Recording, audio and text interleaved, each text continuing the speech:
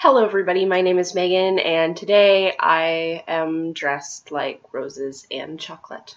So for this Top 5 and 10 Wednesday, I thought I would go over my top 10 movies that I thought that you should watch on Valentine's Day. So the first 5 movies I have here are ones that are classics. Coming in at number 5, we have a movie that I actually don't own yet, but it is All That Heaven Allows, starring Rock Hudson and Jay Wyman. In this very 50s melodrama, a 40-something widow falls in love with her 20-something gardener. Scandal! Given the time period, she just faces a lot of flack, and it's just so beautiful you cannot help but go, aww. Coming in at number 4, we have Woman of the Year, which came out in 1942. This movie began the extraordinary romantic and professional collaboration between Katharine Hepburn and Spencer Tracy. So he is a sports writer and she is a world-renowned political writer. They fall in love and have a hard time balancing work and home life. It's a strikingly modern story, relevant today in terms of Hepburn wanting to be the perfect wife as well as the most professionally successful woman she can be. Their chemistry and their banter is just wonderful and hilarious. Coming in at number 3, we have Breakfast at Tiffany's, which came out in 1961. Audrey Hepburn plays a call girl who does not want to be attached to anyone, while Georges Peppard is a poor writer whose living is funded by an older married woman played by Patricia Neal. This movie is the perfect balance of cute moments with the amazing, glorious ambiance. You just love the characters throughout and just wonder if they're really going to be together at the end. The only downside of the whole movie is the Asian character played by a not Asian Mickey Rooney. Coming in at number 2, we have a movie which I also don't have because I'm waiting for this special edition, and it is Gone with the Wind, which came out in 1939. I recommend that you tackle this epic only if you're really ready to make the commitment because it is about a 4-hour-long movie. Against the backdrop of the Civil War, this young Southern belle, portrayed by Vivien Leigh, called Scarlett O'Hara, goes through several husbands, and her life is one continuing car crash that you just can't look away from. Basically, it's one of the greatest films ever made.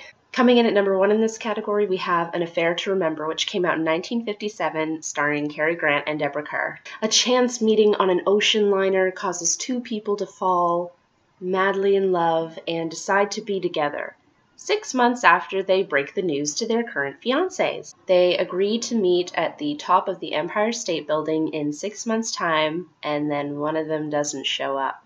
You know it's good based on the fact that Nora Ephron included it in several scenes of her 1993 hit Sleepless in Seattle. So this next little category is based on contemporaries, and by contemporaries I mean no older than 30 years. Coming in at number 5, because I just feel like I have to, it is Dirty Dancing, starring Patrick Swayze and Jennifer Grey.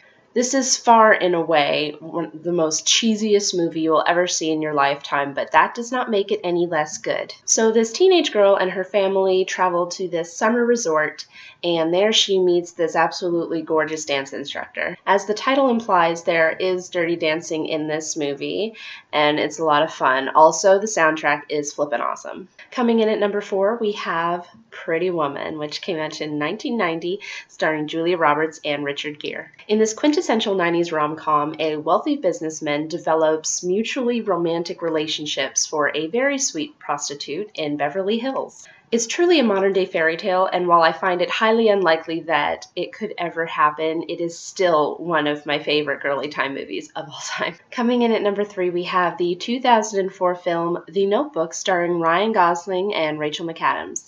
I know. But you have to admit that the story itself is pretty great, and that the flashbacks from back to the 40s to present time were pretty well done. The plot itself, I just find so hard to explain because it's just like, how do you not spoil somebody by talking about the plot? So let's not go there. It does make one cry a lot, me personally, every single time, but in a good way. Coming in at number 2, we have When Harry Met Sally, which came out in 1989, starring Meg Ryan and Billy Crystal. This absolute classic of a comedy, directed by Nora Ephron, takes place over about 12 years concerning the friendship/relationship of Harry and Sally. It's New York, it's hilarious, it's cute at times, and it's just hilarious. Coming in at the #1 spot, we have the 2005 version of Pride and Prejudice starring Keira Knightley and Matthew Macfadyen. I am a classic romantic. I love Jane Austen. This story is about a rather independent woman from the early 19th century who is at odds with the most detestable man she has ever met. Meanwhile, it seems everybody else around her is just getting married. My favorite thing about this film is probably about how sexy it is, which is very unexpected considering the time period it is in, but they managed to do it pretty well. So I would highly recommend this. P.S. The soundtrack is to die for. I have here a couple of honorable mentions. For those of you who are single or just going through a breakup, or really anybody who is just happy or wants to be happy and is looking for a good film to watch, these last two are for you. The first is from 2009. It is 500 Days of Summer, starring Joseph Gordon-Levitt and Zooey Deschanel. This is not a love story, so says the narrator at the beginning of the movie. So we start at the end and go backwards, then forwards, then backwards again, as we see the relationship of these two people unravel and then them independently heal. It's inspiring and pretty damn funny too. The last film that I have here is just a lot of fun, and it is from 2007. It is called The Holiday, starring Jack Black, Kate Winslet, Jude Law, and Cameron Diaz. While technically this film would probably be more suited to New Year's, I still would watch it at any time of the year whenever I needed to feel good about myself. These four people's lives get turned upside down upon just meeting each other one holiday season, and their personal journeys just can't help but be inspiring. So that is it. That is the 10, I suppose in this case it's 12 movies that I would recommend that you see this Valentine's Day, regardless of if you have somebody. I have somebody, but I don't need somebody to have a good Valentine's Day to celebrate love in general, and it doesn't have to be romantic love.